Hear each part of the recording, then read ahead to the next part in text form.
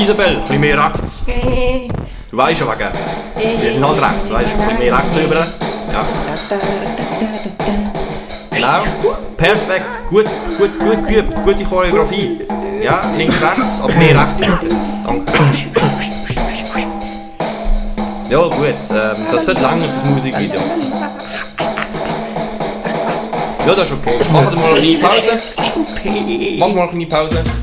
Yeah, wir sind SVP und was wir nicht mehr sehen, sind Ausländer am Zürichsee. Ha! Denn wir wohnen in den Bergen, cool Lifestyle, haben viele kleine Zwerge. Yeah, und trotzdem haben wir grosse Schwänze. Nicht so wie die SP, die grusigen kleinen Sauhühner. Ja, wir rappen jetzt für die Jugend. Yeah. Und wir tanzen mit Söhnerli für unsere Kinderli. Die sind uns wichtig für die Zukunft. Die müssen nämlich wählen, nämlich die SVP. Und wegen dem tanzen junge Bitches in unseren Musikvideos. Ja. Ja, yeah. Ha, ha, ha.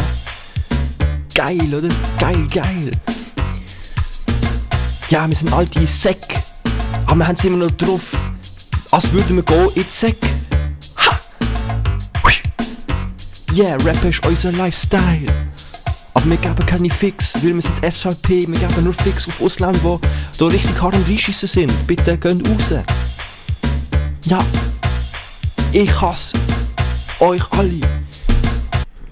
Ja, da ist Erik Haselbaumer, Mitglied von der SVP. Ich kann nochmal schnell Danke sagen an alle, die mitgemacht haben im Musikvideo. Also ist wirklich gut gekommen. Mit euch wäre das alles gar nicht möglich gewesen. Also noch herzlichen Applaus. Danke. Dann würde ich noch sagen, danke an unsere Spendenfinanzierer.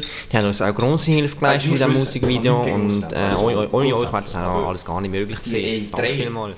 Zum Abschluss haben wir unsere neue Kampagne gestartet mit der bösen Linken, oder? Haben wir noch ein Plakat gemacht, mit den Würmli und so.